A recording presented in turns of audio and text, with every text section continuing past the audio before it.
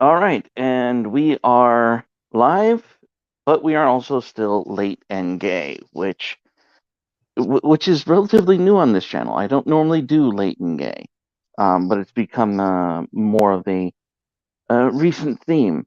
So we were just talking about people who Master Skids wanted to have on stream. And in the Discord, we noticed that our good friend Stone wanted in on the conversation. Also goes by Spicy P. So if Mandatory wants to go ahead and give him the StreamYards link, so he can jump in, that would be awesome. Oh, But I thought you were going to do that. Um, wait. Okay. I actually I can't give him the link. Actually, I guess I could, but before we go too much further, I'm just saying this for the sake of the audience. Karn, you gave me extraordinary indulgence to go ahead and turn my camera on, correct? Or not? yeah, you can turn on the camera if you want. Just uh, don't jerk I don't off want to while hear you. people whining later. All right. Well, if you remember our maiden voyage into live streaming, um, Oh, yeah, I still have nightmares. I don't. That was the most Asian cock I've ever seen. Oh my god. Did I say that out loud? Uh-huh. Good. Uh-huh.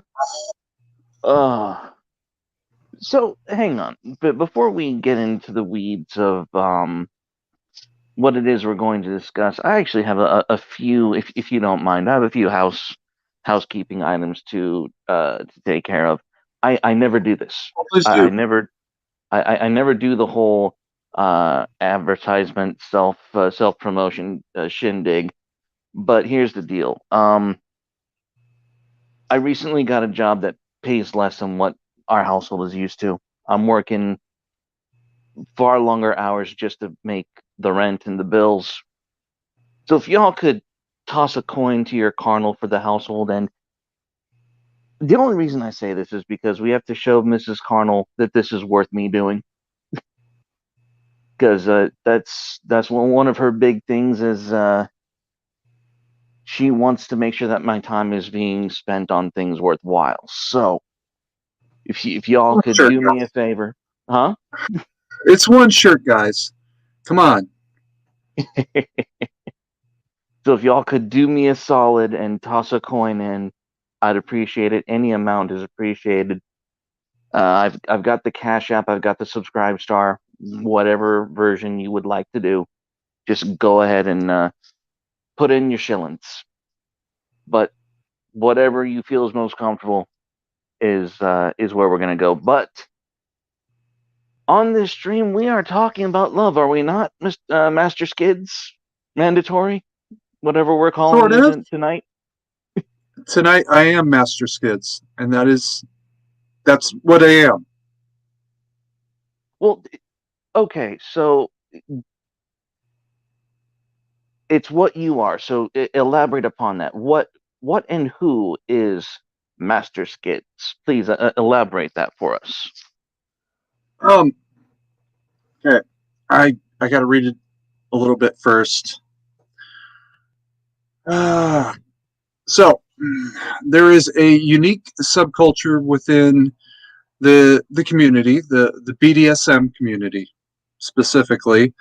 Mm-hmm. Um, BDSM stands for bondage, domination, slave, and master. And Okay. so here's the part I got to read. Trigger warning. The terms male, he, him are used for dominance, while females, she, her are used for submissives. This is only based on the generality and not the specifics, nor intended to be applied to every case. And towards the end of this, I'm actually going to be turning my camera off for a couple of minutes. Any male under the age of 20 any female under the age of 35, and any female under the age of 40 who does not have children. While the camera's off, I need you to mute your speakers, because what I will say at that point is something that is not appropriate for you to hear yet. Okay. And this Did warning. you just put a trigger warning on my channel? I did.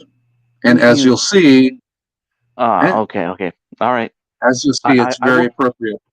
I will trust your judgment on this. Go ahead. Yes. I will indulge this. Yeah. You're gonna have to, because, well, you'll understand when you get there.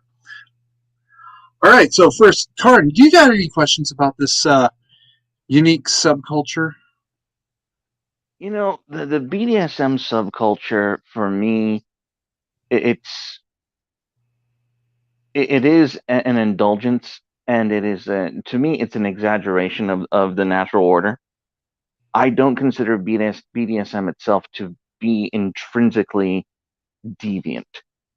I think it's just a normal phenomenon taken to the extreme, if that makes any sense. I'm not. God damn it! You could be running the stream this time.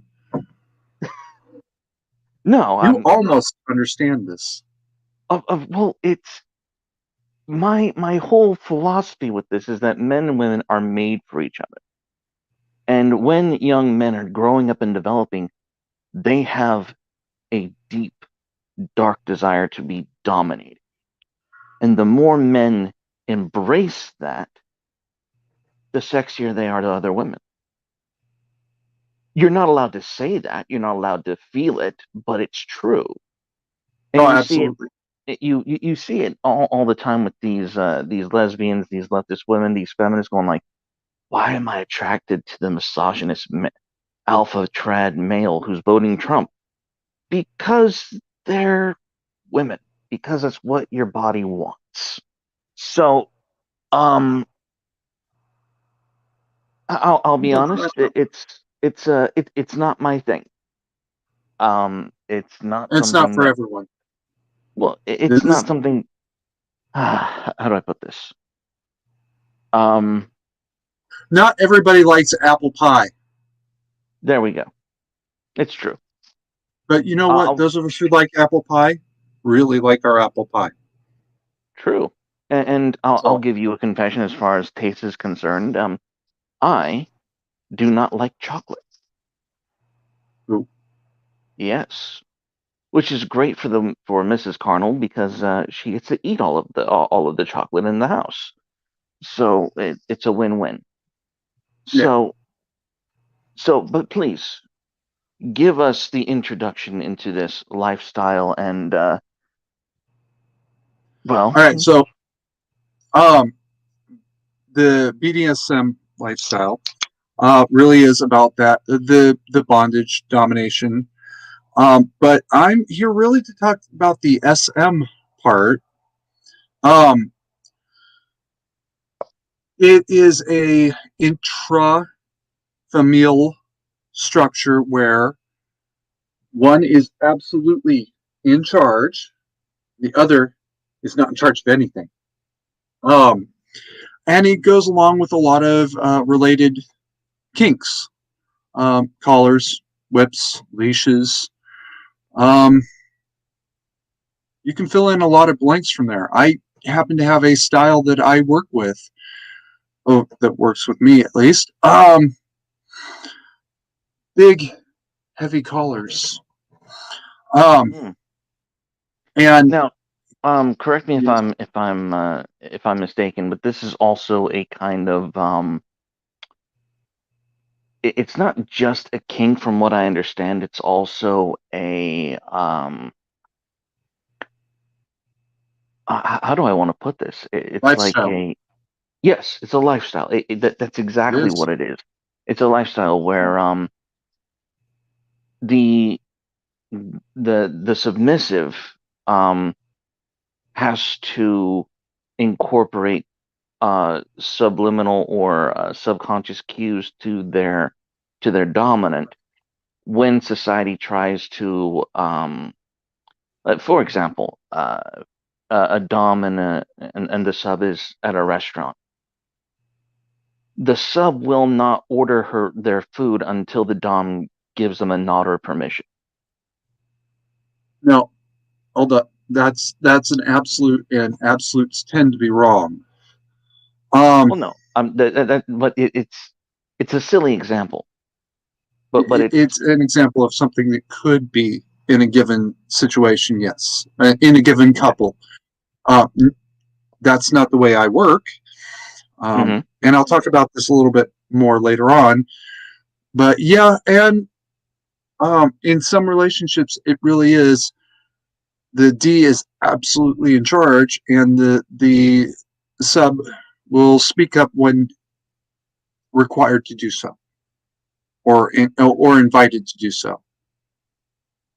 Yes. So, okay. How does here's the question. How does one initiate such a relationship? Could you walk us through that process? Yeah. Okay. This is something that would really start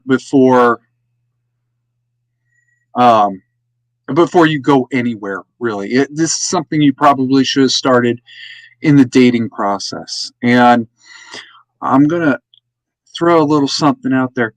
Um, in the cases that I'm from, because I was a professional slaver, I was paid to do this sort of work. Um, in No, okay. I'm gonna hold that thought. When you say slaver, please clarify the cultural meaning and ramifications of that word. uh, you have X couple, X and Y, have decided that this is the kind of relationship that they want. Um, Sometimes they'll just go into it because they're a uh, uh, chumist philosophy. I'm sorry, I forgot the proper name. And the better system is the Roman system, which is the one I was brought up in, um, Hmm, where a third party uh, is involved in making the submissive into a slave. And actually, I was going to go over that process okay. later in a moment. Um, I step in the Roman system as the guy who turns her into a slave girl. I see. And obviously, the word slave has a negative connotation that's going to No, make no. no. Um, Remember, first of all, this is within a limited familial unit. Hmm. And yes, there are clubs out there that specialized in this sort of thing. Um, I've been involved in three now.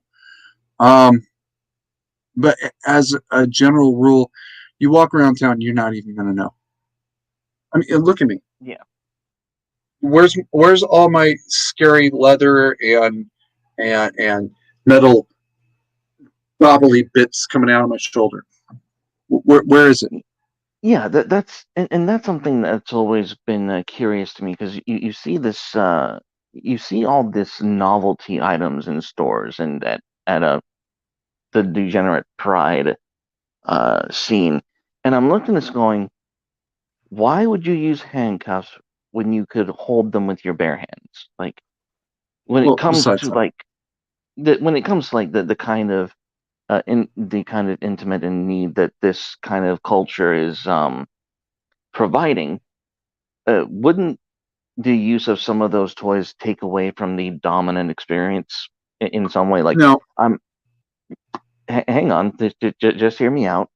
I'm not saying Okay. that they do take away, but a true dom, in my opinion, from what I understand, looking into the community, is someone who wouldn't need any other toys to get the job done. Um, Hold on to that thought for a second. All right. Um, the reality is, when I see the pride parades or whatever, and I see these people out with the leather harnesses and stuff like that in public, at least, um, I laugh. I'm laughing at them because you don't even know what that is, what it's for, um, and it's really it's embarrassing to watch them. It's like a 2-year-old who found mommy's silver rocket ship, and I'm not even joking. That's happened, and Oh my God. oh yes, um, dude, you got it backwards. All right, he's the one on the leash. He's the one that should be wearing that harness, but you're the one wearing the harness because what is this? It's actually it's amusing. It's amusing to watch them try and play dress up. Okay, so the people we see at, pride parades wearing all this stuff, they're not even show, Nine they're not times out even of they're not even properly using the attire for what it's actually made for. 9 times out of 10. Holy shit. Uh-huh. Um, okay. Also, that's a great way to draw attention to yourself. And well, okay, good for you. You're an exhibitionist. Um, Mm-hmm. but you're not really a dom, and I'm pretty sure he's not really a sub because nobody can walk around like that for more than about 20 minutes without hurting their back. Yeah. So yeah, that's not a good sign. Um, I have some notes here, if you don't mind if I read them. Go ahead, please. Okay. Um, Recruiting. The best recruiters are actually slaves wearing their collars in public. Now, you normally won't see it for what it is. All right. I use a really big, heavy uh, fantasy bondage collar for training only. Ah, After that, okay. it it'll look like a necklace. It'll look like a common necklace or a choker. And if you see somebody walking around town with yeah, it looks like a choker and usually will have a ring right about here. Mm-hmm. There's about a 50-50 chance they're in the community, but they're legitimately in the community, and she's legitimately submissive. She's a legitimate slave, and 50-50 chance that she just thought, wow, that's so cool, and got it for that. And you can't just look at them and know. Okay. You'd actually have to have a conversation with them. But that's also why a trained slave will typically wear her collar in public. And otherwise, it'll just look like a necklace. She doesn't want to talk about this in public. She wants to, this is a private thing, and she's going to talk about it there. And you wouldn't know. You would never know. Only her D's, or her D, and people within the community knows. Oh, yeah, that's little Miss Dacia. She's very much a slave, but don't touch her because her master doesn't like people touching her or talking to her or looking at her too much. Well, and we have a question in the chat. How would such a conversation go? And I'm going to let you handle that one because I'm not in the community. I'm not going to speak for it. I can only presume what I might say about it. So, how would Um, such a it, conversation go it's a touchy generally? it's a touchy conversation. Now, if see, I can't see the chat because I got it covered by my notes. Um, There we okay, go. all right. If you're talking about seeing a slave in public with her collar, it's really it is touchy to ask a random stranger, "Hey, is that a slave collar, or did you just think it was cool?"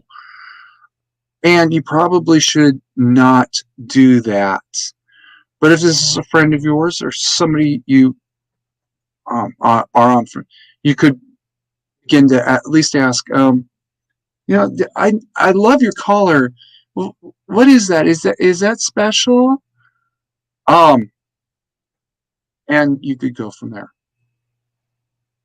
So, if that answers your question, I hope.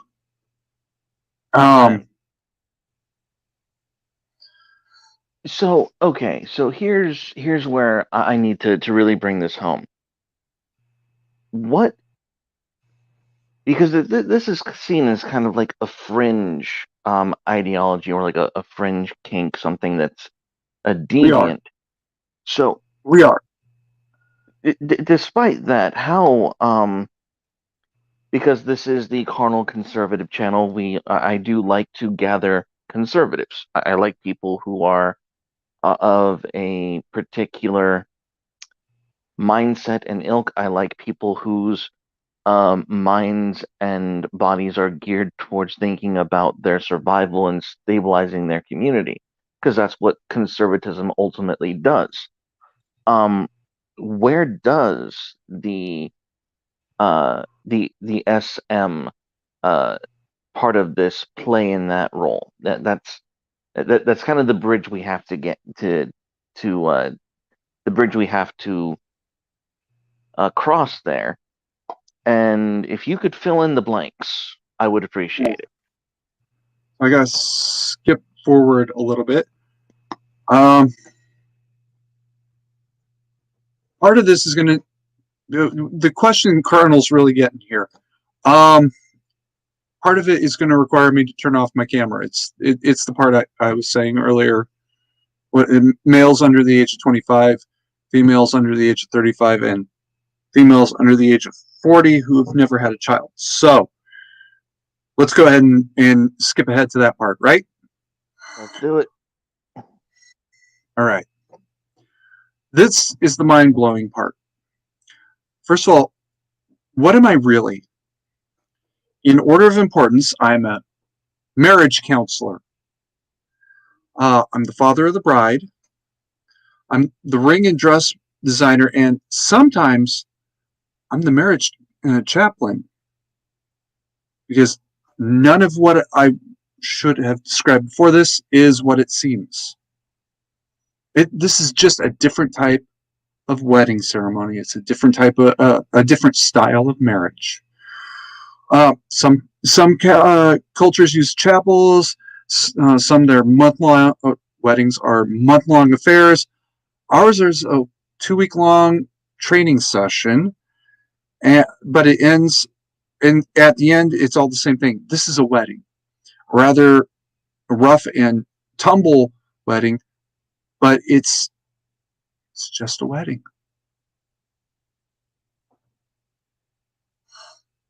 So, okay.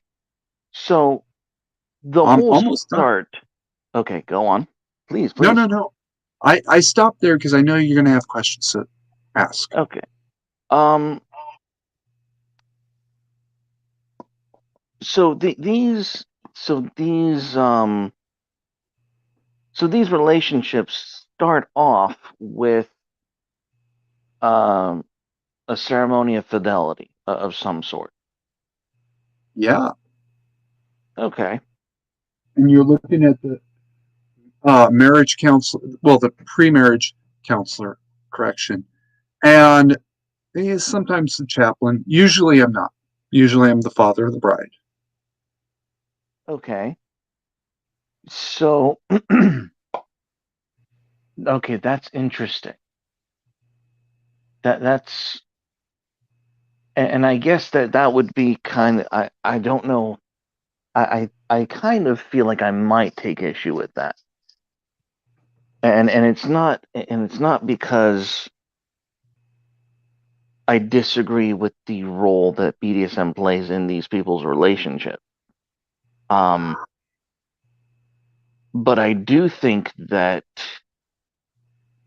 calling yourself the father of the bride when you're training the sub to or the female to to express this sexuality properly, or this role properly. It's really kind of come again. It's the role, Yes. the role of the wife. Yes. So it's this is very interesting. I'm not sure how I feel about essentially taking, and here's why. You're taking the woman from, and this is coming from a very traditional place, from her biological family,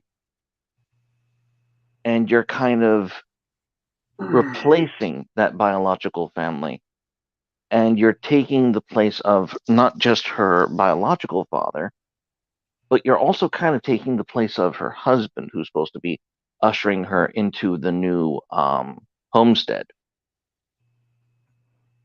Hold on to that thought for a second. Okay. The traditionally the individual who walks the bride down the aisle is the father Okay. of the bride. So you're Since talking about that, like a. Oh, yeah, okay. So you're just talking about a ceremonial role. the ceremonial role, of course. Oh, okay. Okay. All right. And Okay. that position doesn't actually have a name that I'm aware of. Um, I've heard usher as well, but yeah, it's this ceremonial, and sometimes it's filled by a brother, or in the case of a woman who's been previously married, uh, widowed, divorced, whatever, it might be the son. Um, Okay. it's the man who gives the bride to her new husband. Okay. Got it. Got it. Okay. You see, for some odd reason, I gave that position a deeper familial meaning. Um, Father, that that was. use that word. I'm sorry. Say that again. Because I used the word father of the bride, and Yes. Yes. Yes. that's Yes. what triggered. And you're going to understand some things that are going to be coming up later, uh, a little bit better now.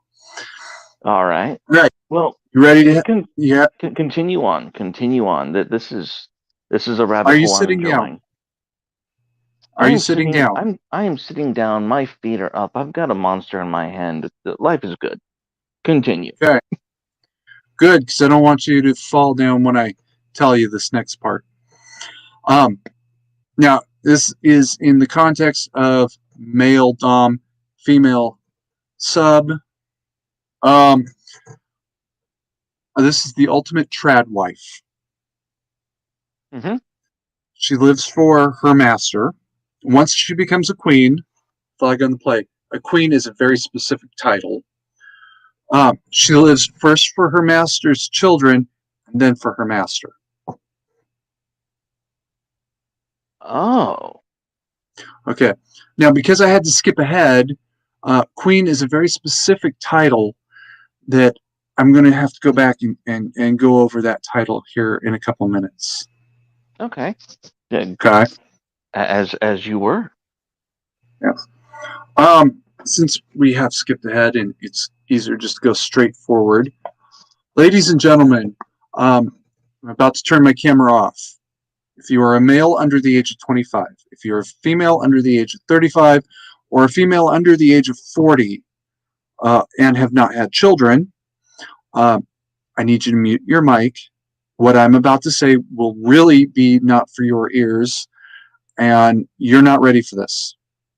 All right. Stop cam. Bring the notes back up. Oh, bring the notes back up. Okay. You ready? Yep.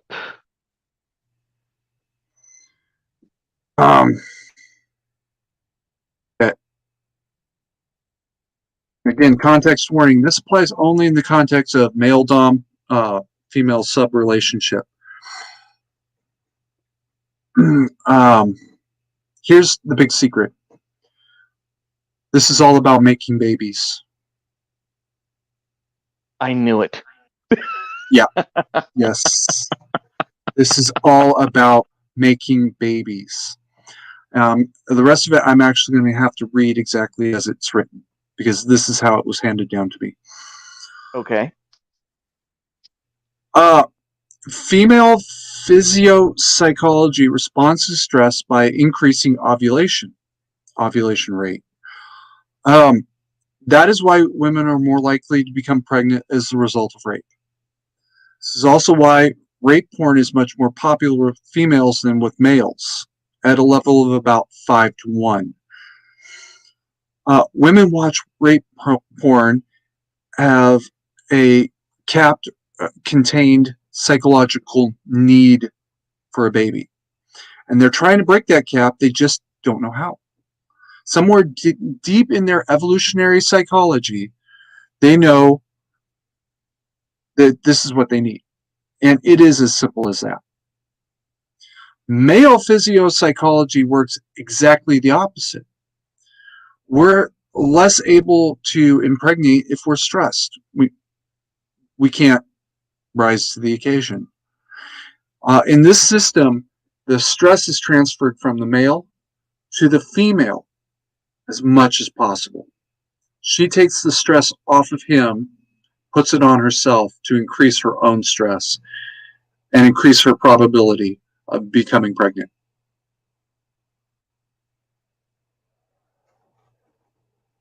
Okay. So, And is your mind blown? a how do I put this? I know it's true,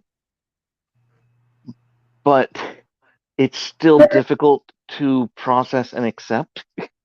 because you're not allowed to say it. Hold up. Be careful what you say, because there's a reason why the people that I referred to, males 25, females 35 and 40, if they hear this part, especially the females in that up to 40 group who have not had children, hear this. There's a deep psychological trigger that they're going to go out and put themselves in a position where they could get very seriously hurt. And I don't want to be responsible for that. So please be very careful about what you say. Okay. Now that draws in me a question. How would it hurt these women who are later in age? Um, that biological clock is ticking. All right. Mm-hmm. That's not a sexist statement. That is a fact of evolutionary biology. Um, there's this thing in women that when you give them this idea about getting pregnant, their brains react to that they suddenly need to go get that baby. Especially if they are getting their clock is starting to tick a little bit harder than it used to be when they were 16, 17, 18. That very, very subconsciously, they're going to go out and put themselves into a position where, well, to be very blunt, they could be raped, because that's what their body's actually telling them that they need. And try to fight it. Go ahead. You might succeed, but you're literally fighting evolutionary psychology. And yeah, good luck. Now we do have a question in chat that I thought was rather profound. He's asking, would they flock to said communities out of desperation and not desire? Is that That's I- happened. That has that happened. that has happened, and it is harmful to the women who do this kind of thing? Um, Rape, by its very nature, is a violent thing, and it's comparatively rare. But there have been women who have been killed just in the process of the rape process, and yeah, so it this is a really serious area to get into, dangerous area to get into, and that's why I have to be very, very careful what kinds of things I say that might trigger somebody into acting on the words I'm using. Okay. It's literally it. What I just did was throw a switch to start a timer on a bomb in those women's heads. And you know what? I don't want to throw that switch, so I'd rather keep my camera off for a couple minutes and go over that than tell them something that is going to psychologically trigger them to want to go do something to get themselves hurt. I think I understand. It's kind of like if I tell you don't play with guns as a 5-year-old, you find a gun, the first thing you're going to do is play with it. Yeah. Now, here's where my brain is going, and this is because I'm a writer, and one of the things that one of the great distinctions that I've made in writing is the difference between horror and dark romance, and the and under that genre you get the classic vampire tale. You get the Bram Stoker, you get the Anne Rice, and oh God, hang you're not on, putting Anne Rice in the same category as writers. Thank you very much. actually Anne Rice is a very polished and romantic style writer. It's a shit porn writer. Go ahead. it is not that is false doctrine, sir. But back to the back to the romantic notions of the vampire and how it tangentially connects to this topic. The classic vampire has a phenomenon where when he turns a bride, she becomes this pseudo succubus. Her breasts get larger, her lips become fuller and redder. She's more alluring to the common man, and this is so she can more easily feed from men. And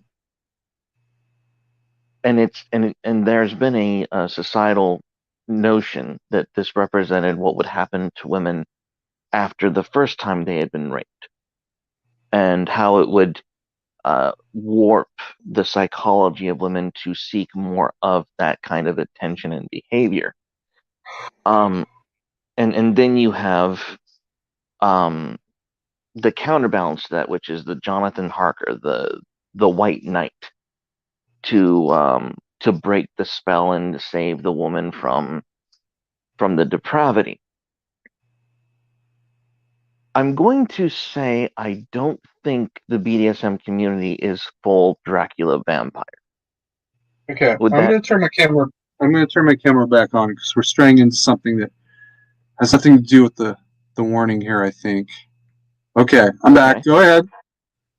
So what I'm saying is, I don't what I'm hearing and what I'm connecting here is I don't think that the BDSM community is itself the dangerous Dracula. No. Okay. No, that's and it. You go through any kind of community and fill in the blank. The military community or paramedic community or the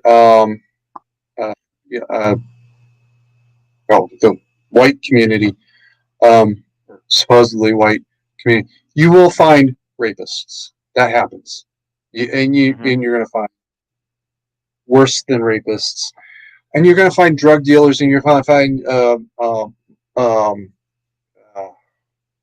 embezzlers. You're going to find religious fanatics. You're going to find everything you find in any given community.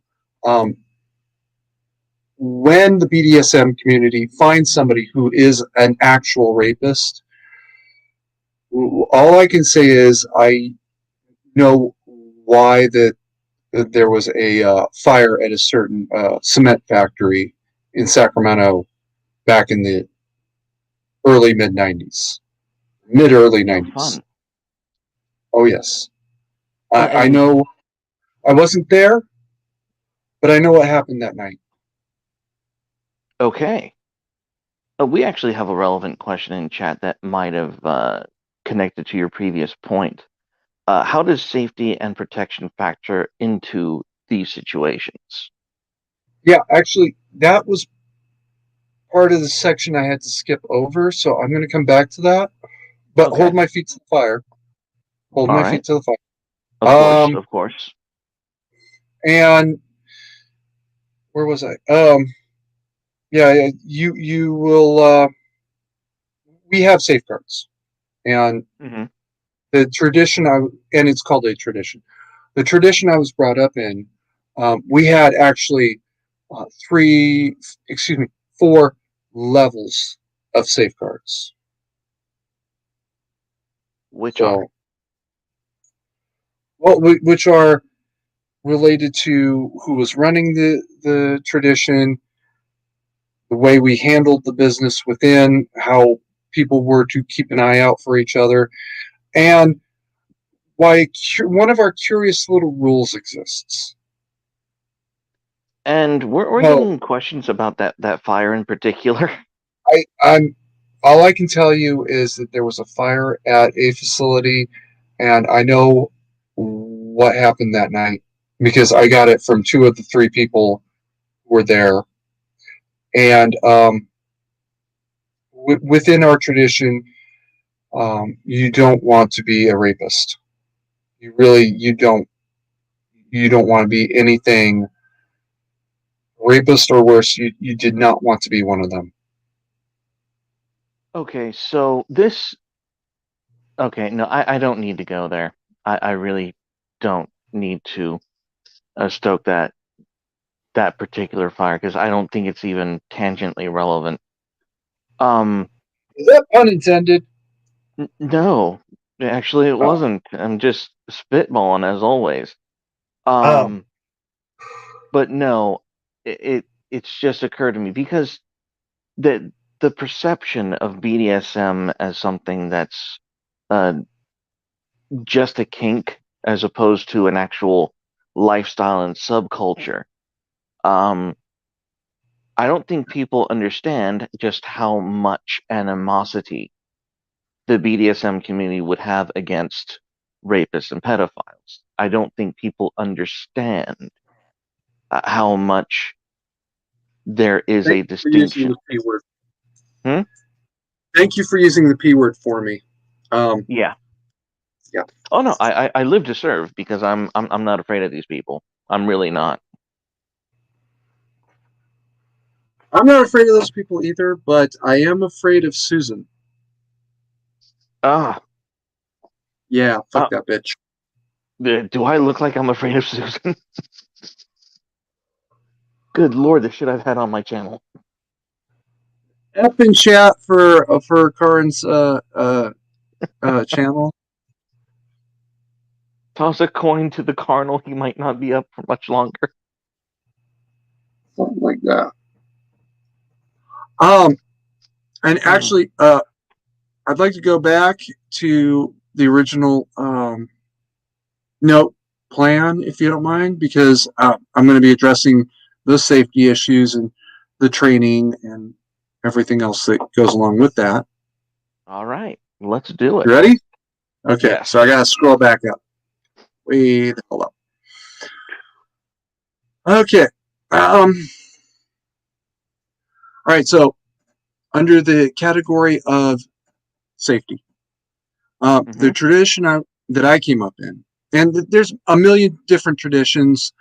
Um, one of them that's been in the news is that, yeah, and if the one out of New York where the guy's going to prison Mm-hmm. in Nivium. Navium, whatever he called himself. I have heard of this. Okay. That was a broken tradition. That's what we call it, is a broken tradition. This is something where this club, this group, this tradition has gone bad and something's gone wrong. In his case, he combined money and abuse of authority. And it was authority that he had, but he flagrantly abused it. In my tradition, we didn't have that problem. We had two people, the auctioneer and the presenter. Auctioneer and presenter were actually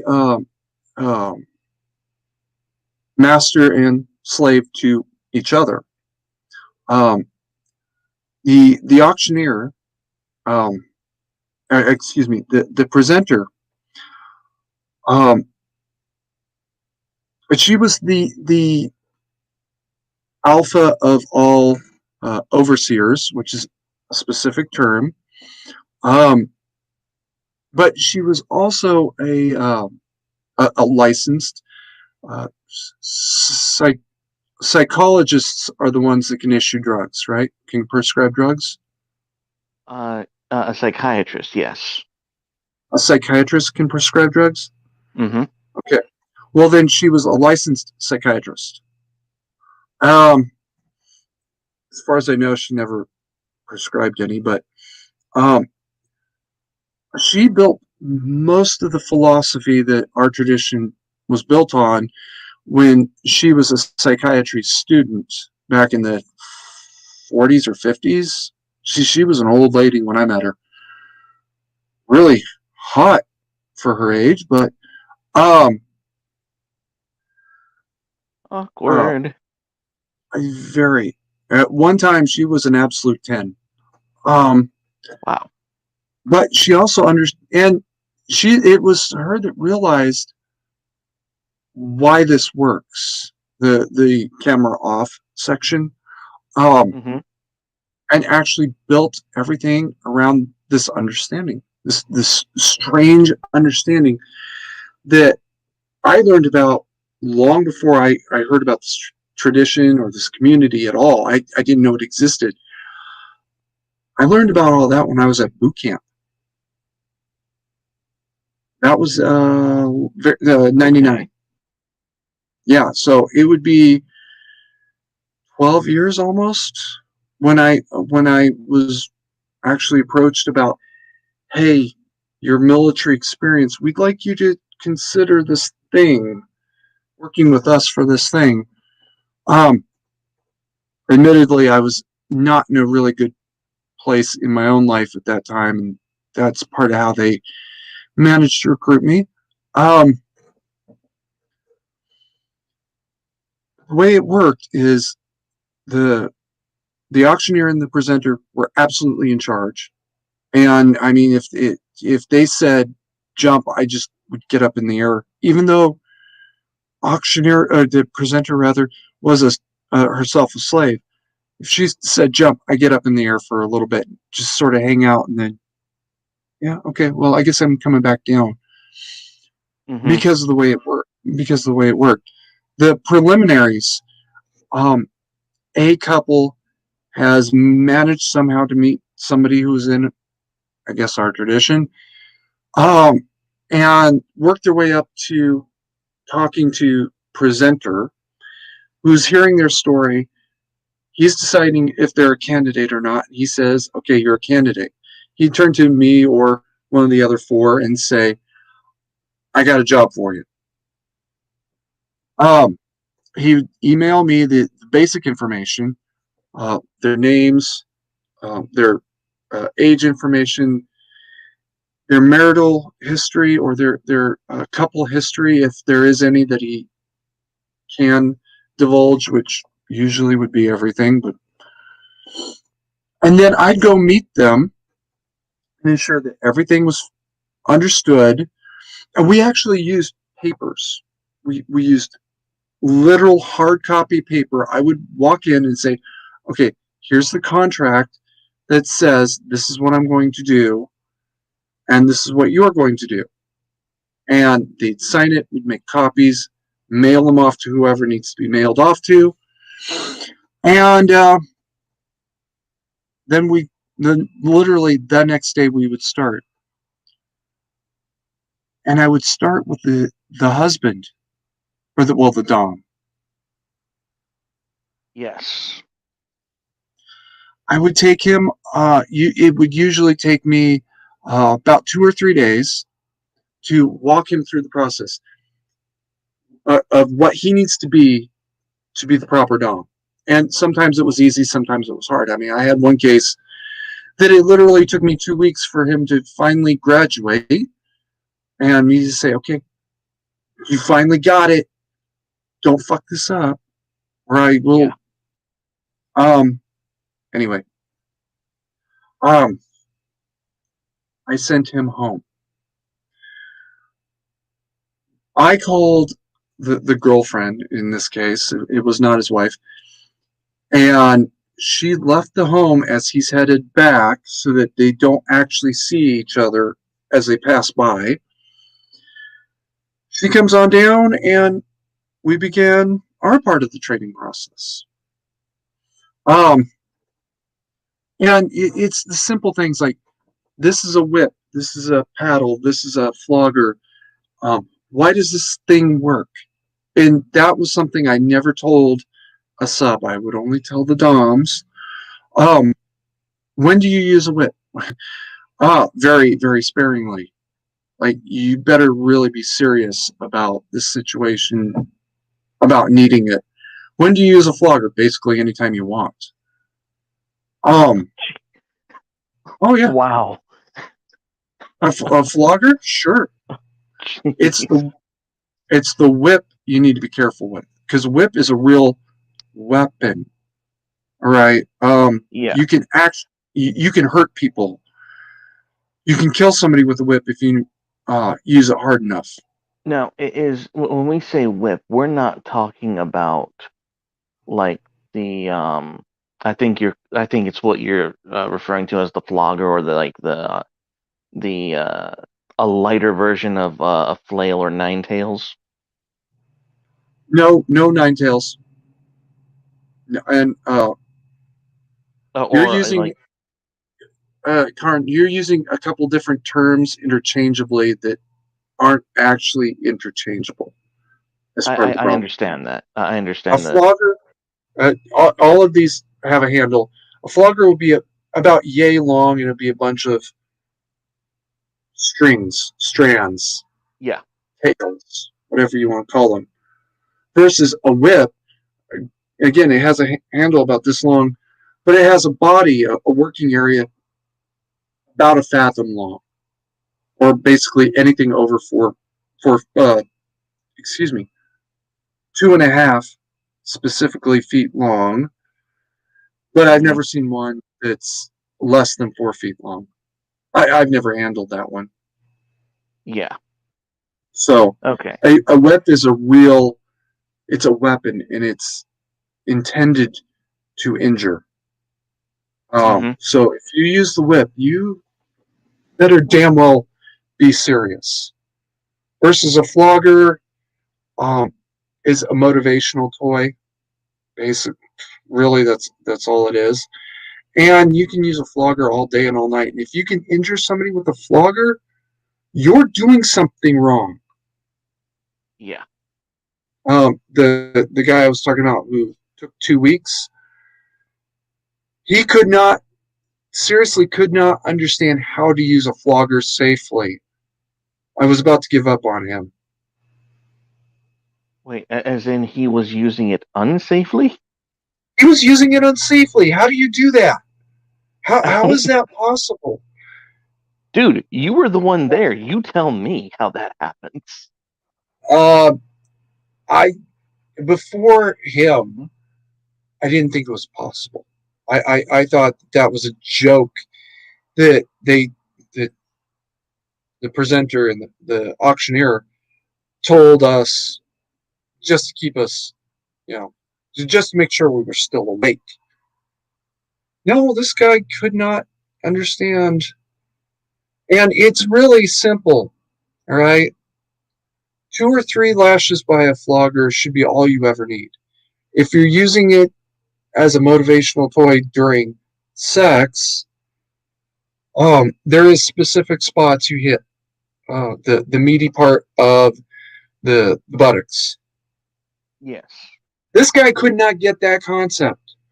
He didn't understand that. Yeah, actually, you could hurt somebody with this if you don't use it properly. So it took a whole. He was kind of an idiot. He's a fucking retard, is what he is. But he finally did Okay, understand. so we're talking about someone that took 2 weeks to properly train because they were physically enthusiastic, shall we call it? No, he was just an idiot. Oh my God. You see, why would I don't know why um in my mind I'm wondering to myself, why would I even uh permit someone who had that kind of temperament and loss of control in the community to begin with? It wasn't a temperament and control issue. Ah, It was a basic intelligence issue, and a whole lot of their relationship issues came down to his intelligence or lack thereof. well, now that's Follow that me that's now? just yeah, and as I said before, that's more of a that's the kind of person I would have just put the kibosh on, going, no, you're not you're not allowed in the club. Yeah, sub 100 IQ. Um, Indeed. uh, she begged me, this ironically enough, the slave to be begged me to just stick it out until he got this thing. I see. Yeah, So she so really she loved him. okay. She did. So she was the one trying to pull him in, so to Yep. speak. Oh, absolutely. It Got it. 9 out of 10 times. There's no sudden meeting of the minds. It's really the submissive sees this thing and says, "That's what I want. That's the way I want to be. That's the way I want to live my life." Um, where was I? Oh, and they don't get this by watching porn, because I guarantee if you ever watch slave porn, first of all, watch it at 2 times speed because it's so much funnier that way. Oh Second my of all, you watch that and you think, this is stupid. Why would I ever want to do this? yeah. Honestly, uh, Star Wars Return of the Jedi would be closer to accurate.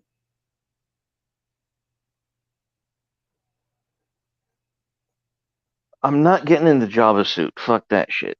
Um, it has its advantages. Oh my God. No, I'm shit busting now. I'm shit busting. Uh, oh my goodness. There's a patriarchy joke in there somewhere, but I don't have the patience to dig it out. Uh, Yeah, well, neither could he. but to be fair, wasn't Jabba more of a male feminist anyway? Can we talk about that in a live stream about sci-fi? Yes. Cool. Let's continue onward. Okay, Yeah, we so have another comment that goes from Roy saying, "You want to do this because your other half wants it." as a Dom, nine times Yes. out of ten. Nine Okay. times out of 10. Um, flag on the play. Also, 9 times out of 10, once you have a Dom, he really is a Dom. It's not a I'm paddling her because she wants to be paddled. It's I'm paddling her because, yeah, she actually did something. And okay. Ah.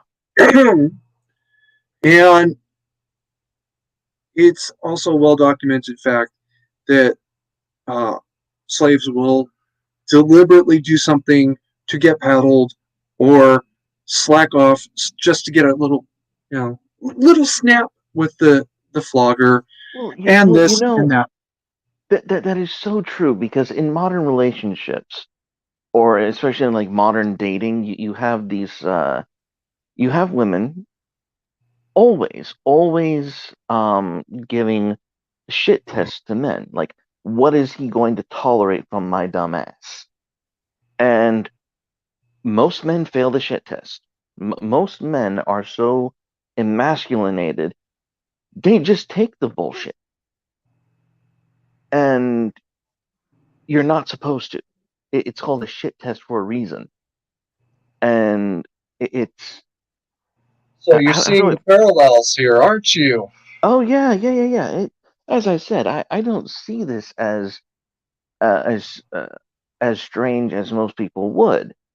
I I just think this is one manifestation of reality that we, as I said before, are not allowed to talk about. And I'll give you a very controversial notion. Um, Polynesian cultures. This is somewhat tangent and kind of bird walking. Polynesian women stand by their men no matter what. They have strong families. They have very strong family bonding. They're very,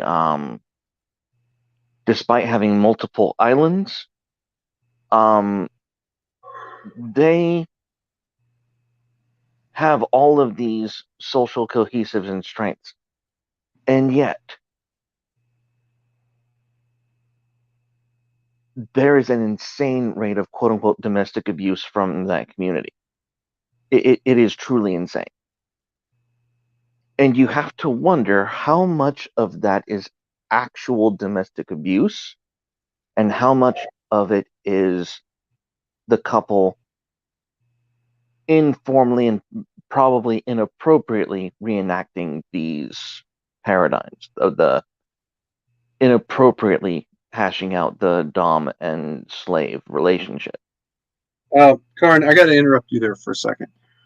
You roboted a little bit. I don't know if it's you or me. Did you say appropriately or inappropriately? Inappropriately. Yeah. Um, yes. That's unfortunately that's part of it. Um, Troubled marriages is a common recruiting pool um, for this community. We're Well, having a really troubled. You and your husband, you always seem so happy. What's your secret? Well, I beat about her ass. that, she, I'm kidding. my husband whips me once a month. Wait, Wow. what? No, it's if you have to do it once a month, you got bigger problems than we could ever hope to deal with. But matter of fact, if you did it right, it should only ever happen once, and I'll talk about that in a couple of minutes. I will talk about that. Well, In but your before life. you do, Oh yeah, but before you do, there yeah, is a question from chat. Are there ever members that leave this community, all and the why? time. Okay. Um, and usually it's just they sort of drift away, and I never hear. Well, I usually don't hear from my former clients ever again. I can only tell you four people that I have heard from, and one I still do, sort of. Um, but they carry the knowledge with them. Okay, you know, she burned the toast. Okay, that's paddling. She forgot to make lunch today. That's paddling. Uh, she breathed too hard last night when we were asleep and woke me up. That's paddling. Um, no, it doesn't get that great. It doesn't get that great. Um, and this is again more about how it functions, and I'll get into that later. When do you use a paddle? When do you use a flogger? When do you use a whip? Well, if you're using a whip, something's gone very interesting. Probably wrong. Interesting. And we actually have a question in chat again that it kind of touched on something that we went on with earlier. How do you do this when you are in everyday life? You are a control issue, or like what I think she's trying to ask is how do you do this over the course of everyday life and possibly in public, where it would Okay. be wildly inappropriate to fully uh, Uh, enforce these standards, as it were. yeah. In public, once a slave is trained and ready for public, for lack of a better word, which is about the time I would be handing her off. I've walked her down the aisle. Now, Mr. Groom, it's all on you from here.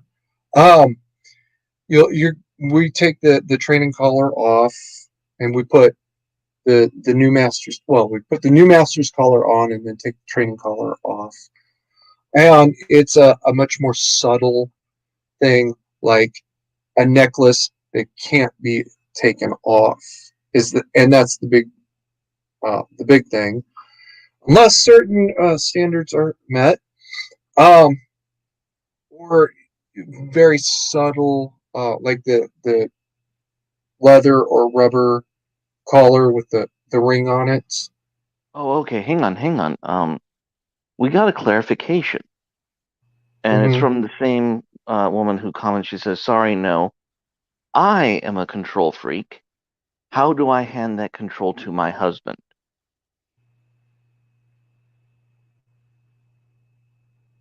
I will answer that in a moment. Okay. Okay. Um, carry on. Um, Pun intended. Uh, yes. okay. So that's actually going to lead me into where I was originally, the original note. So, if you don't mind, I'm going to just jump into that. Let's do it. Ready? All right. This is the process as it applies to the slave. The process begins the hunt. I take the slave to be to a site. Now, when I was living in Sacramento, the site that we typically used was a state of California building. I'm not even joking. It was one of their warehouses down on Richards, 15th Street, just before Richards Boulevard. Um, and we sort of had an in on the building. Anyway, I will literally dump you there with some sort of menial thing so you can kind of set up something like a squat. Um, my preference would be to leave her with tarps and tell her try build a tent, and I'll be right back. And then I'd go up to Denny's and get dinner and a cup of coffee, and then I'd get back in the car and drive on down. It's about 2 or 3 hours later. Um, I roll up, and that's I arrive, and that's when the hunt begins. Now, in the bad old days when I was starting out, we used training batons. Those foam rubber covered batons that police use for training purposes. Okay. Well, that's what we use. I was in the one of the early advocates of changing away from those because those are actually potentially dangerous. Um, that you can hurt somebody. So I wanted to switch over to paintball. Everybody else thought airsoft was a better idea, so we tried airsoft. Um, I still think paintball was a better idea, but anyway, when she has decided she's had enough, she drops to the ground. I will then handcuff her, blindfold her, ball gag her, and I'll put on a basic leather or nylon or something of that nature dog collar. And then I say the magic words. She will make a fine slave. In certain situations, the ones I normally was in, the blindfold is skipped due to safety issues. Hmm. We'll then take her to the waiting vehicle, load her in, uh, tie or chain her down, and the blindfold will go on at this point, and take her to the slaving lair, which is usually a hotel room rented for this purpose. I had a particular hotel that I preferred to use. It was, excuse me, basically the north end of Old Sac, Super 8, I think it was, motel. Um, Here I will place her on a crucible, restrain her hand, to put her on the crucible.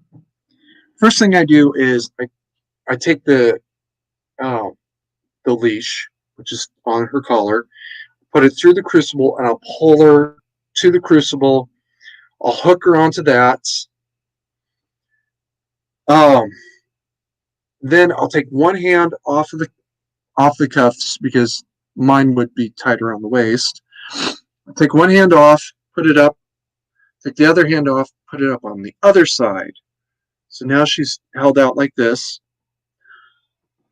Then I put both ankles because her feet have been free this entire time. She's still got the ball gag in. She's still got the blindfold on. Um, and replace her. That's when I will replace her collar with my training collar. Mm-hmm. Excuse me, sorry. And then, and only then, remove her blindfold. I didn't remove blindfolds then. Uh, oh, yeah, he didn't. I don't want her to see what was happening up till now, and now I do want her to see uh, what's about to happen. Okay. Fear can be an incredible motivator in life. Um, Hmm. this should be the only time she ever has to be whipped in her life, and it's called the Crucible, and it is a particularly brutal and nasty piece of the process. At this point, I will begin to whip her until she uses the safe word. You shocked yet? No, I was shocked when you would come back to the camping site and just essentially hog tie them and take them away. Um, Oh, so you're beyond shocked. well, no, and my brain is just running through scenarios. I'm asking myself, is that really actually necessary? Yes. The answer is yes. Um, and believe it or not, every step of this process serves a purpose. Um, yeah, I saw that and I will address it. Mm-hmm. Um, there's a reason for the ball gag to still be in. Did you notice that I specifically said the ball gag is still in? Yep. Yes, I heard Um, that.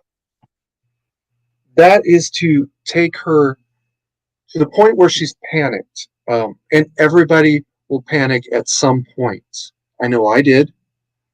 Um, And even as I'm going, because I've gone through this process, being a slaver myself as part of my training. Um, Even as the ball gag is in, I'm thinking, wait a second, I can't talk. Oh, that's the point. It's to force her to say it more than once, to take her past her panic point and continue on. And to show her that, yes, you can go past what you thought your limits were. Hmm. Um, Now she's said it in an unequivocal way. I know she's actually called me a honky, because that's one of my safe words. Um, that's when we do the first of the two brands. That's the slaver's mark. That goes on her right rear buttock, and that's it for that part. She's done. Um, After that, it's actually the formalities. How do you speak to your master? How do you move around your master? Does your master carry a gun? If he does he want you on his gun side? On his strong side, where his gun is, in case maybe he has a situation where he needs you to reach it for him? Or does he want you on his weak hand side, away from his gun, but possibly closer to his knives? Like a certain asshole I know that used to carry 7 knives all at the same time, used to do. How do you speak to him? Well, first, every time you speak to him, it's in calm, collected tones, uh, not like I'm speaking now. And you will always say sir or master or some genuflection to his rank relative to your own. Um, oh, putting the master or the slaver's mark on it. She's trying to look over her shoulder to see what is it he's doing back there. What's that noise I hear? That doesn't actually help.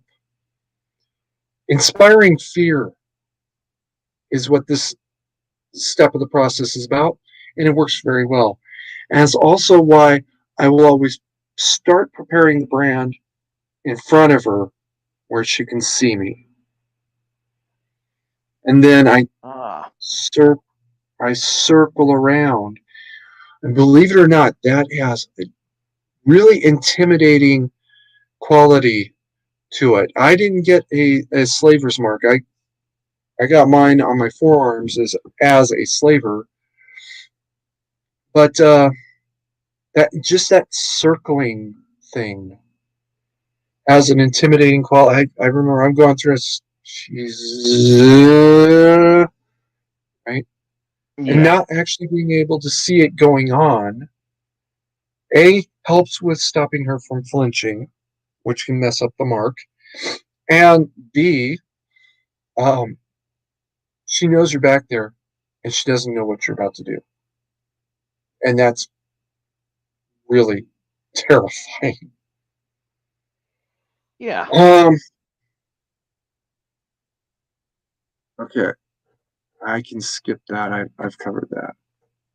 So just a quick question: when, because you did say that most of these slaves are the ones who bring the dom into the culture, correct? Like 9 out of 10, it is a slave bringing the dom into their position. How Yeah, many of how many of them are aware of what that process is going to demand of them? I talk. I can only speak for myself here. You understand? I would tell all of them what was going to happen. Um, I'm going to take you to this warehouse, drop you off, and then I'm going to come pick you up a few minutes later. Well, I always lie about the few minutes because I want her confused and just weirded out. Like, what the hell's going on here, right? Um, then I'm gonna hit you when you've had enough. Drop to the ground. I'm gonna put the cuffs on you. I'll put you in the car. I'll take you back. Um, you're gonna get a little flogging, and you're gonna get a little branding, and then I'll train you. And I always lied about that. You know, I'm underemphasized how serious it was, um, just to keep them confused about the totality. It's that fear and confusion which will break through that first layer of control. You've lost control of your own life, and now someone else has stepped in to control your life for you. Okay. And uh, Roy, I don't know what that's about. Um, every time I would speak to her, I would remind her that, yeah, you are a slave now. And I would say slave like it was the worst slur word you could think of. Um, we don't need to talk about that. Yeah, and that usually would take a week or two, and that was always clearly understood. Okay, you want to do a 2 week training, you want to do a 1 week training, um, you want to do it in the weekend? No, that's not possible. I can't take you through all of this in one weekend. I did have somebody who said, I have to be back to work by Monday. No, you're going to have to take a week off from work. Got it. Um,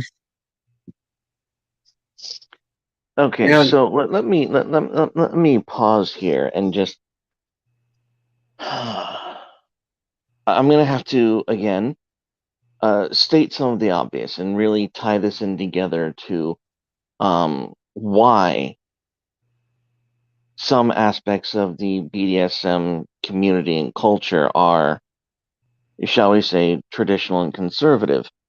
Um, had these women come to realize that their own sense of of control was harming them? Is that is no, that not intrinsically. They realize that there's something that they really need, and an outside controlling factor that might be affecting their physio psychological uh, processes, yeah, or I might just just be affecting their mind. yeah, And I just highlighted a comment by Marson saying, "Need some time to digest this," and I just want oh everyone yeah, watching to know, me too. um, that this is the I first time, men,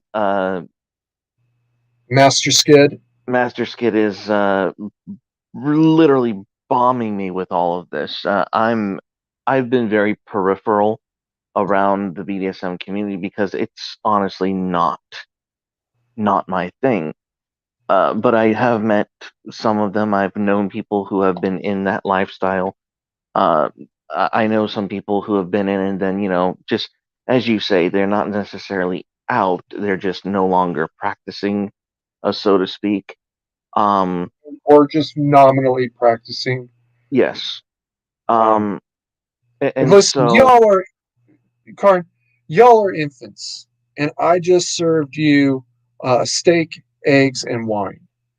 yes, All right, I have hit you with an atomic bomb of information that most of you are going to run away because of me, and that's okay. I can live with that. Um, the few of you that might continue on and say, "Hey, maybe there's something to this,"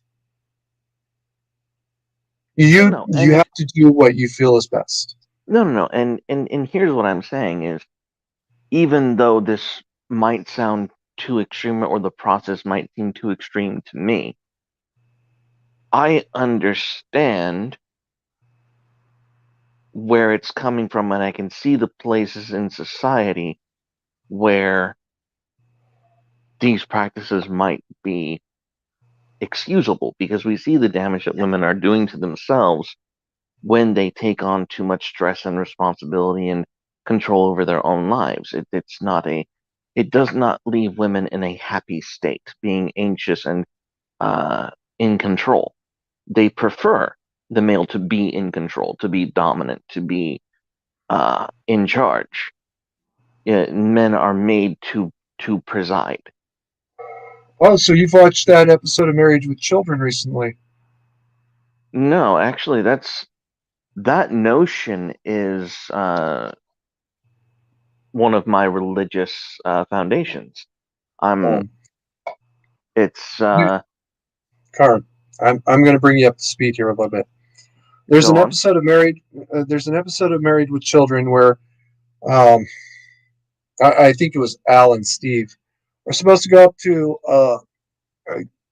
a cottage to go fishing for a weekend. Uh-huh. I think that's it. And Peggy and God damn it, Marcy. Peggy and Marcy decide that they're going to go with them.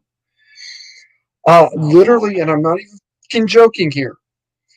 Al walks out from I think it's the living room, and Peggy and Marcy are yes, I think I love you, I love you, I love you. He literally walks through the door, drops something on the rack, turns around, walks it back out, and they're trying to kill each other. He has to break them up.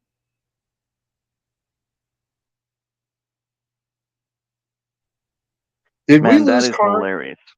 No, you Okay. didn't lose me. Yes, you got to see that up. You got to see that episode. I'll Dad knows every episode, literally word for word. Um, and I know because I'm at Dad's place right now, and he was watching that episode when I arrived. I'll ask him, and I'll tell him what episode that is, and pass that information to you. Um, yeah, it's literally like that, and I've not quite that bad, but I've actually seen that happen before. Uh,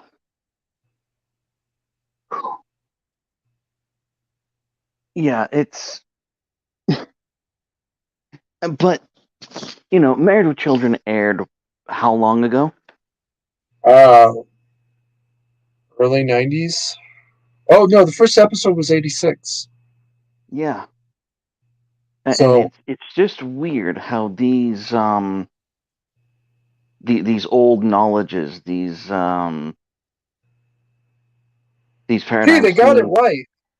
yeah, they did, but today you're not allowed to talk about it. I Well, just fuck find that that. so. No, and for me it's astounding because this is a part of human happiness and joy, is to have that kind of balance, that kind of peace, that kind of wholesome interlocking relationship where, yeah, okay, maybe not necessarily taking the woman out and beating her and leaving her abandoned in the woods. Maybe you're not into that, and maybe to you that might be a necessary part of the training. It is. However, there is a natural part from which all of that stems, and we've gone from ignoring it to outright denying it, and that is something that I'm having no tolerance for, and it's what makes communities like yours all the more necessary, even though we balk and think of it as radical and extreme, and It is uh, radical and it is it extreme, is, it and it is works. precisely. It's um this is and presenter. actually, when I was being trained, she said this is evolutionary psychology. I had never even heard of a concept like evolutionary anything except biology. Mm-hmm. And she tells me there's this evolutionary psychology thing that it's the reason why if you see the color red, you excuse me, you have a physical reaction to the color red. It's Yeah. good, it's bad, it's something else. You will, the moment you see the color red, you respond to that. It's the Yeah. reason why, um, uh, and well, it partly biology, but it's the reason why women will hold their babies very, very close, which is why human physio evolutionary physiology, uh, we have to be held as an infant, or else we develop reactive detachment disorder. Um, it's because she wants to hold that baby close to protect it from predators. In back in the day when we were still digging for roots with roots, um, and as a result, we had to develop a physical response to prepare our bodies for that. And now, if we don't do it, I wasn't hugged as a child, might actually be a defense. Not much of a defense, but it can be. Mm. Yeah. Okay. I mean, I don't care if you like it. It's the truth. Um, Yeah. Well, then we have I don't even know how to take this statement. Well, we have a few. The first one is psychology and psych you are scams. And the second, why are okay. poisonous animals brightly colored or red? Same thing. Now, They don't want to I, be eaten, so they're nice and bright red, so you can see them and you'll know. Oh, that's a poisonous toad. Don't touch that toad. yeah. Steer away from that toad. That's why rattlers have rattles. A million other things, and you will respond. And at some level, your brain will automatically respond to any rattle Mm. because predatory or poisonous animals would sometimes have a rattle. And that was nature's way of warning us to stay away from that sound, or at least to be Well, aware of it. and it's also why feminists dye their hair. It's a warning. Oh. Yeah, about that. You know, the strangest thing happened uh, week before last. I saw a 20-something girl with bright purple hair and a slave collar. Well, now, I don't even know what to, I don't even know what to say. I don't know. well, did you call her out, or did you demand to speak to the master? I was in a professional environment. I focused on what I needed to do. Oh, that does remind me. There's some other rules that I need to touch on. Um, Before I do, all right. So I've gotten you through. I've gotten her through her training. She's ready to be handed off to. She's ready to be walked down the aisle, right? Okay. Um, she's been walked down the aisle. There's actually a symbolic exchange of money. The last time I attended chapel, um, we were using Mardi Gras coins from a humor and costume shop in Old Sac, and everybody was just given a handful of coins, and you bid Oh. on your girl. Yeah, you bid on the girls, and this part of the process is not about who's going to win or lose because everybody knows who's supposed to go with who. Right? Mm-hmm. There's no secret here. Um, it's actually more a vote of how hot is that bitch. Oh, wow. Yeah, it can get the bidding to go on for 20 minutes. Holy shit, that's a hot piece of meat. Um, I only worked with a male slave one time by very special request. Um, Ugh, I well, I'll tell you about that later if you ask. Um, I won't. um, the males will bid on males during chapel. Um, Females will bid on females, and women do uh, check each other out. That's the truth. Yes, they Um, do. but at chapel, if you don't at least make a preliminary bid on everyone, dude, you're an asshole. Um, Yeah. but most of us in the community are actually able to get past any homophobic tendencies that we have. I never could, but that's me. Um, and the guys will bid on the guys for a good 2-3 minutes and then just hand it off to the girls and let them bid. And the bidding process, anybody can bid. You don't have to be a D to bid. It's literally just a vote of, no, she's hotter than that. No, she's hotter than that. No, she's hotter than that. Okay, all right, you win. She's that hot. Okay, so the point of this bidding facade, as I'm going to call it, is It is. it's not to determine who goes where. It's to establish a hierarchy within the Dom slave community.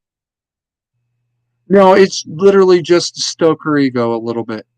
Okay. Because this is All right. the first time in 2 weeks that her ego has had anything other than humiliation, insult, degradation, abuse. The line between what I do and abuse is literally a question of consent. Yes, I'm going to let you call me these horrible, horrible things that I won't say on the stream because your channel will get nuked off the face of the earth if I use half this language. Um, um, I thank you profusely for that restraint. Coming from somebody who calls himself a faggot all the damn time, that's a pretty bad sign. Yeah. If I won't use that kind of language.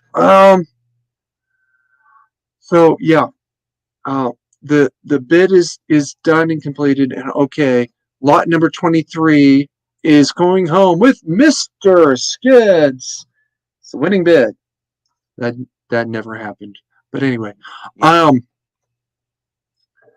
that's when the next brand will go on. And it goes on right here.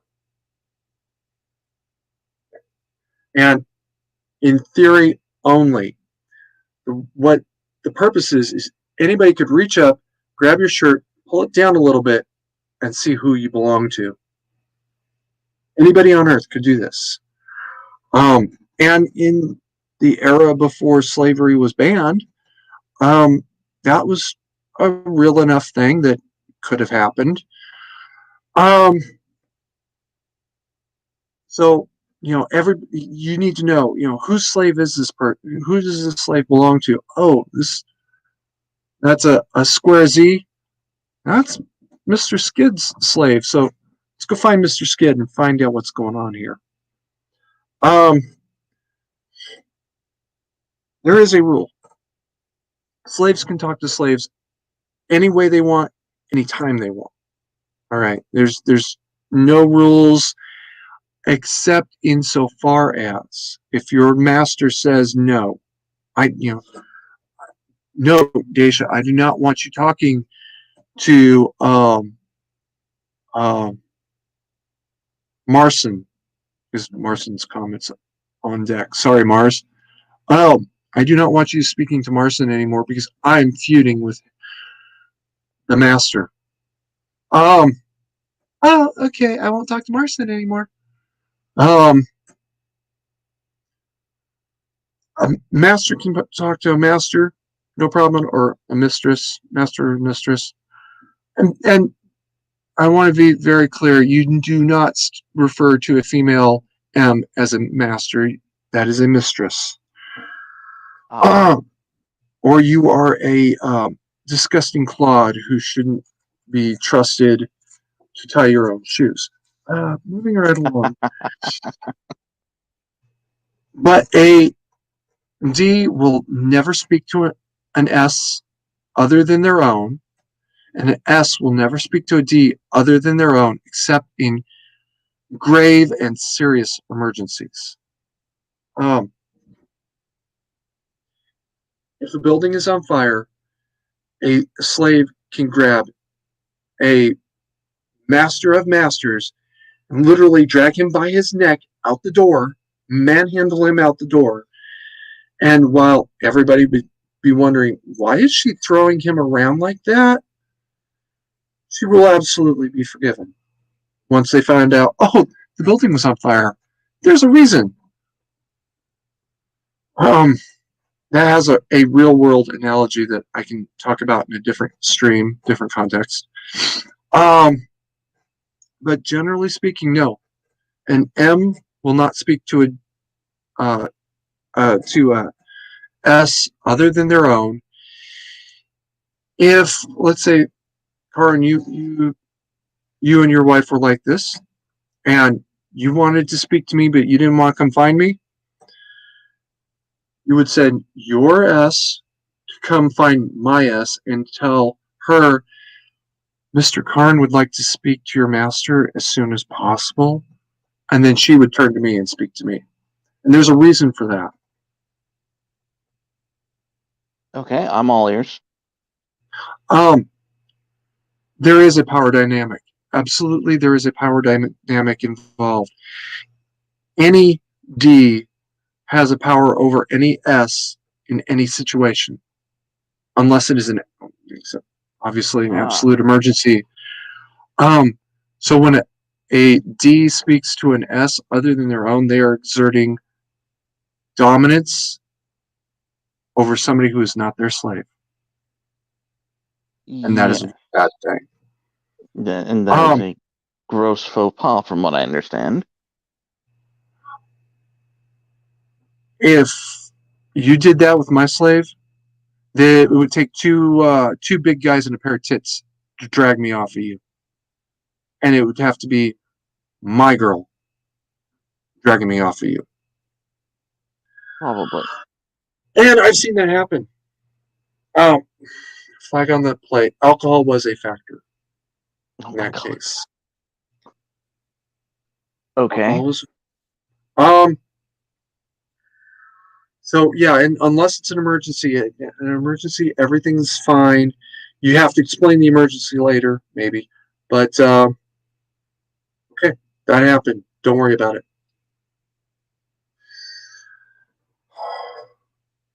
All right. So, how much Oh, do we have left on your notes?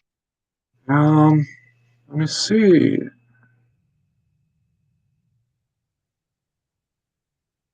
Um, one of the things I have to actually really work on with a lot of D's, uh, abusive language. You have to learn to speak to your girl in some pretty horrible terms. And a lot of D's can pick up the concept of, okay, yes, this is why I use a paddle, and I get that. This is why I use a flogger, and I get that. Believe it or not, calling your girlfriend these horrible, awful names is the hard part. Um, No, I can believe that. yeah. Um, and Jubilee. Every Jubilee. relationship in Jubilee, every relationship will come to an end at some point, by breaking up or getting divorced or death. One way or another, this relationship will end. Jubilee is the process of ending such a relationship. And what it is she will say a specific safe phrase. And it's literally, I need to go to blank place. Blank place varies significantly. It's always the last place on earth that, and she'll tell you beforehand that she ever wants to be in her life. If I were a slave, my answer would be France. I need to go to France. I need to go to Oh, wow. Paris. Yeah, I don't like France. Um, that's her sign that yes, that good night. This relationship needs to end. It needs to end now, and whatever it is, it needs to end. He will give her jubilee. He will grant her her freedom. They jointly pay for a tattoo that goes over her master's mark, and she's free. She can walk away and pack her shit and get out of my house. Yesterday. Um, I basically had to push my last slave out the door. I made the mistake because she had a pretty bad life. I had made the mistake of promising her that I would not throw her out like trash like so many other people had. Well, first of all, nobody had thrown her out like trash. She had run away 4 other previous times. Oh, and um, I couldn't grant her jubilee. The alternative scenario is called a runaway. A runaway is a slave who says, "Nope, I'm just leaving now, and that's it, and you can't stop me." And you know what? She's right. I cannot physically stop her. But if you do not go through jubilee, you can never ever come back. Um, my last girl, we actually met via Facebook, and when she decided to run away, I had to block her on Facebook, and she's still blocked even through now her 4th new account. Because as soon as I discover she's got a new account, I block it right away. Hmm. It doesn't matter the circumstances. It doesn't matter what happened. It doesn't matter why. The moment she ran away, she is a runaway. I can never speak to her again. I cannot. I'm not allowed to speak to her ever again. Oh, Um, you remember our mutual acquaintance that I do not like? yes. Okay, has a tattoo that the first time I saw it, I thought this individual had at one time been part of the community because that is exactly like a Jubilee tat. Hmm. Interesting.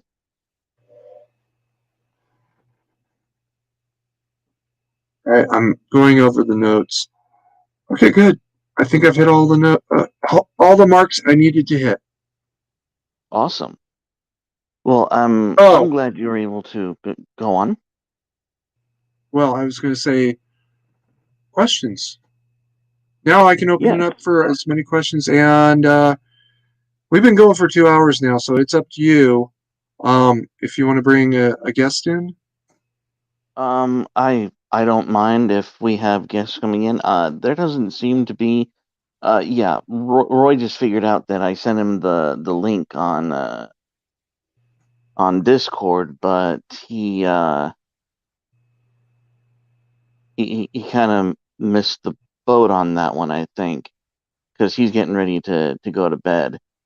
Yeah, well, I just now opened it up for that, so. Well, anyway, so if anyone has any questions, feel free to type them in the chat. Um, you see, I don't think I have any questions.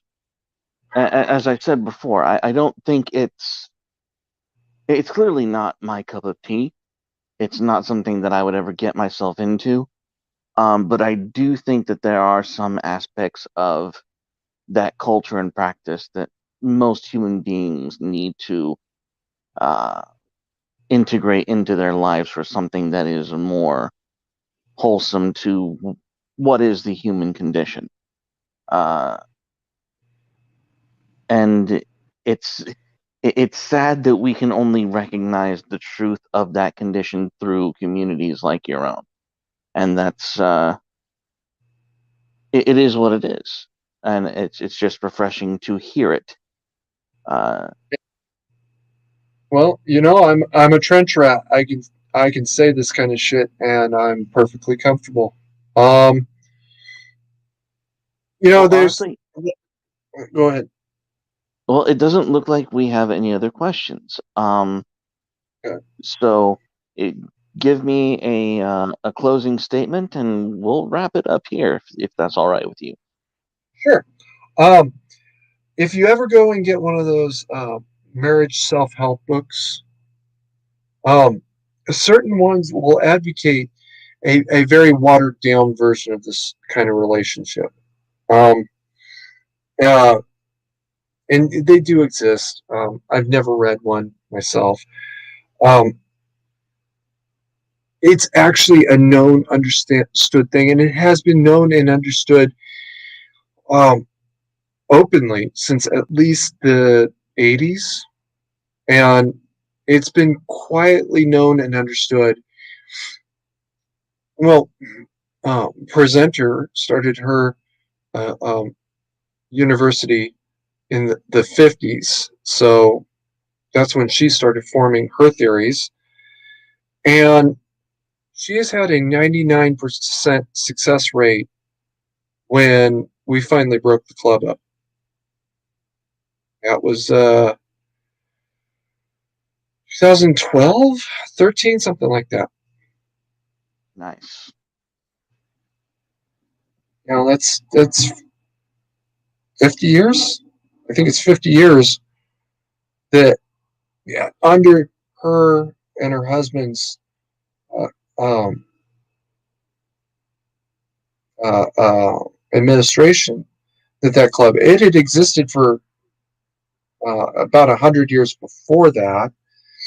Um, it had gone through, or excuse me, 50 years before that. It had gone through changes over time, but it had existed for decades before that, and it continued for decades after they took over.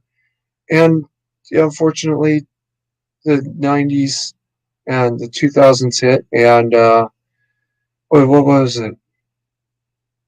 Oh, uh, social justice and woke culture and cancel culture hit. And unfortunately, we just couldn't afford to keep the lights on anymore, Well, and damn. that's why it broke up.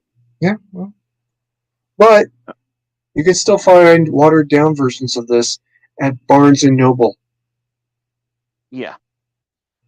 No doubt. Absolutely no doubt whatsoever. Um, Dude, thanks for coming on. I'm glad we got to finally sit down and have this hash out. I learned new things. I'm sure everyone else has as well. And we're gonna wrap it up there. Everyone, God bless, Oh, and stay carnal. Go ahead, Mandatory or Master Skids. Aslan wants to thank you for finally getting me the fuck out of his wardrobe.